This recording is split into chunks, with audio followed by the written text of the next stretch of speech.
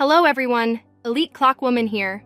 Today we have a little celebration because finally episode 39 part 5 came out, where we saw a very epic confrontation of the commander against the future large Clockman. And I was pleasantly surprised at how strong the Rolex guy is, because frankly speaking, I thought that the commander will cook him. We also saw a small collaboration of several multiverses that, by the way, for the first time in Skibidi community. And we also learned more about the commander, who in my opinion is not as strong as we imagined. And in fact, everyone has weaknesses that we will talk about. In general, we have a lot to talk about. And in this video, we will as always try to find out what happened here and what's next. And I will also show you all the secrets and details that you may not have noticed. But before we get into that, make sure to like and subscribe if you'd like to see the other multiverse again. And here we go. The episode begins with an epic battle, as Bro started casting the Doctor Strange magic he saw in Infinity War, and he released laser beams that began to lift stone shards into the air in an attempt to stop the commander and cover his own ass. But the commander doesn't care because Bro has his Infinity Stone, which he used to create black laser beams that almost hit the Clockman. But at the last moment, Bro had time to react and created some invisible glass shield that was able to repel and headed towards the commander. And need I say, it's literally a direct copy of the fight between Thanos and Doctor Strange from Infinity War. The commander was able to break this shield with a powerful blow, and then Bro showed another Infinity Stone ability as he collected all the shards that turned into a small energy ball, which then enlarged and flew at the Clockman. But Bro didn't care at all, as he enlarged his seal to make a shield which reflected this wave. And to be honest, it looks really freaking epic. But then, what I expected happened, as a portal appeared behind the commander, and he was pulled into it by the Clockman, and we found ourselves in some other world with a red sky that was washed with blood. But the commander suddenly grabbed his head in pain and said, "So this is a side effect of teleportation, huh?" So this is the side effect of teleportation, huh? And this is expected because any character who jumps into another multiverse for the first time will feel bad. And this is a common thing in anime, and some of them even start burping afterward. So the commander is still holding up well, but it just takes some getting used to. And I think 5 of these jumps will be enough for that. But then he saw a lot of zombies that surrounded him because it's the Monster of Zombie multiverse. But they are small compared to the commander, so they can hardly hurt him. And Bro just went up in the air and released his dark laser beams again, which killed all the enemies in 2 seconds. Then we saw Rolexman, who was also surrounded by enemies, but for some reason, they didn't attack him. And it seems to me that Bro often hangs out with these dudes on weekends and has made friends with them. But out of nowhere, the local G-Man showed up, and the Clockman said, "Well, you look cool, bruh." Well, you look cool. And then we saw Daddy Clockman fighting the TV zombie, and he's having a hard time as enemies are attacking from all sides. But suddenly there's this heater who bit the Clockman on the finger, and for some reason Bro turned back time to prevent this bite. And at first glance it's weird because it was just a bite. And even though I don't watch Monster Up, but as far as I know, 1 bite is enough to turn the target into a zombie. So maybe he turned back the time to prevent it from turning into a zombie. And then Bro just kicked the little zombie with his fingers. But Clockman realized that the commander had already dealt with all the zombies and opened another portal to another multiverse, and we ended up in the Skibidi Wars by Verlance. And finally, we saw the guys start clashing at breakneck speed. And then they clashed their powerful laser beams in front of the other Titans, who did the same thing. And it looks really awesome. And notice that the Clockman was stronger, and his beam did get the commander. And then the Clockman started sucking up to the Titan from the multiverse and said, "Hey, do you want to join my universe?" Hey, do you want to join my universe? And at that time, the commander went to Ram, and they finally returned to their universe. And then, the Clockman started yapping. "This is starting to get annoying. I'm sure you know we have a common enemy. We should stop wasting our time." This is starting to get annoying. I'm sure you know you have a common enemy. We should stop wasting our time. And the commander is sick of it. And the commander got fed up and just put a hole in the Rolex's head with his powerful punch. And in fact, it must have happened at the very beginning of their battle, since the commander could have punched his head in as early as 1 second when he saw him. But what did he mean by saying they have a common enemy? It's really obvious, since he meant the master. And if you remember, I said before that between the agents and the toilets, there should definitely be an alliance to defeat a common and stronger enemy. And that's what I think will happen. They will continue to fight, and maybe there will be huge losses among the 2 sides. I even think that one of our Titans will die, and it will be the fault of the improved G-Man, who will probably be one of the strongest characters in the whole series, since we've been waiting for him for half a year. But then the Master will see that both sides are already battered, and he will come with his army, and then the agents and toilets will realize that if they don't unite, they will all die, and that's when they will unite. And after the commander punched him in the head, he said, "That's what you get for yapping in the middle of the fight." That's what you get for yapping in the middle of the fight.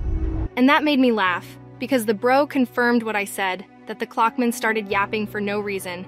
And probably Clockman is the biggest yapper the multiverse has, because it's not clear what this dude is doing or what he's up to, and he's always yapping.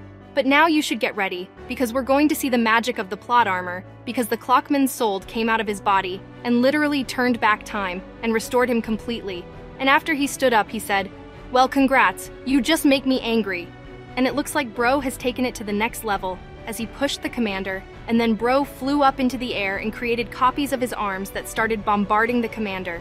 And at the end, he unleashed a powerful laser beam in the shape of some kind of Cerberus, or two-headed dragon, that threw the commander inside the dome. But even that wasn't the end of it, because Rolex Sky created several copies of himself, like Doctor Strange did in the battle against Thanos, and the copies imprisoned the commander in some kind of water sphere that he couldn't move. And the commander was very surprised and said, "Why can't I move? Are you using gravity?" Bro, I'm surprised that you can move in a dome where time is stopped, and now he wonders why he can't move. But the Clockman said, "Gravity loses its meaning without time, so why would I use gravity when I can just stop time?" And the thing is that the Clockman used another level of time stop, and he said that the commander is not affected by only first level of time freeze. And it's funny that there are several levels of time freeze, but the commander was able to get out of that level, which also surprised me. But after that, he got sick and vomited black blood, which means he used his power too much, or it's because he's trying to resist time.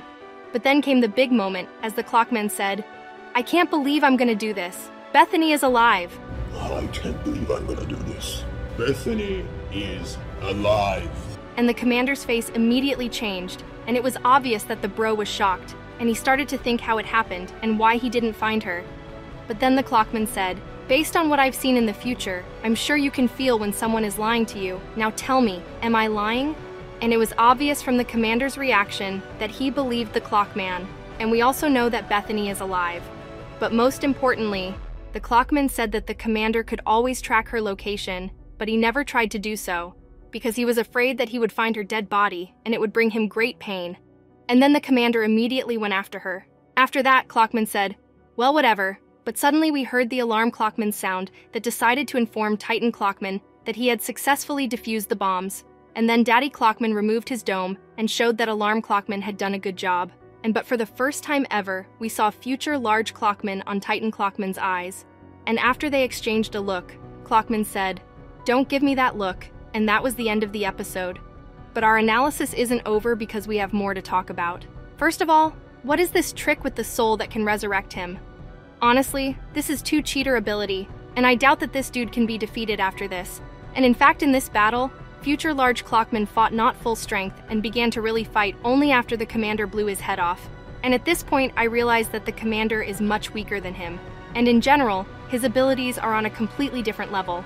In addition to time abilities, Bro can use different tricks with his yellow magic, and it's too much in my opinion, and probably to defeat him must be a million conditions, like defeat him at 2 o'clock at night, or make him use his abilities 10 times. As for me, domstudio overdid it with such powerful abilities at this time.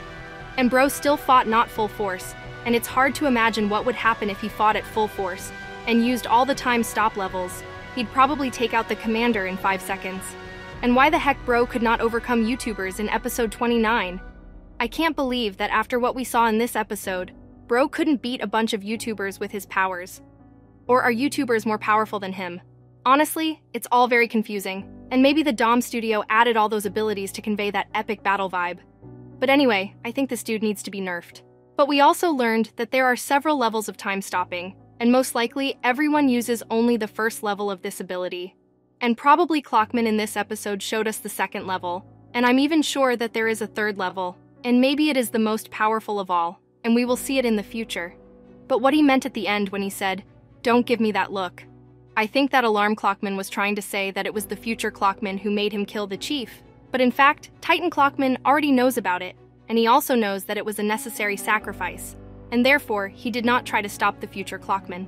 But there is one more, and probably the most important detail, and that is the description under the video.